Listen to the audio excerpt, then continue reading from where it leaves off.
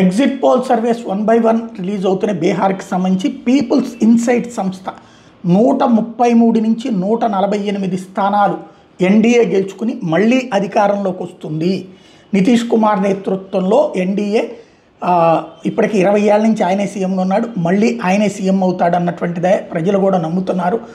అందుకనినే మహాగఠబంధన్ని కాదనుకుని ఎన్డీఏకి అధికారం ఇచ్చారు 133 నుంచి 148. బట్ ఇందులో అధికంగా భారతీయ జనతా పార్టీ గెలుచుకుంటుందని అంచనా వేశారు. అదే సందర్భంలో 87 నుంచి 102 స్థానాలు మహాగఠబంధన్ గెలుచుకుంటుందని, ఏదైతే అందులో హయ్యెస్ట్ తేజస్వి యాదవ్ నేతృత్వంలోని ఆర్జేడీ గెలుచుకుంటుంది అన్నటువంటి అంచనా వేశారు. ఏదైతే జనస్వరాజ్ పార్టీ 0 నుంచి 2 స్థానాలు, ఇతరులు 3 నుంచి 6 స్థానాలు గెలుచుకుంటారని, ఎన్డీఏకి సమీపంలో ఎవరూ లేరు కాబట్టి అక్కడ కావాల్సింది 122 కాబట్టి 133 దాకా సాధిస్తారు, ఆ పైనే సాధిస్తారు కాబట్టి ప్రభుత్వం ఏర్పాటు ఖాయం అన్నటువంటి అంచనా వేసింది.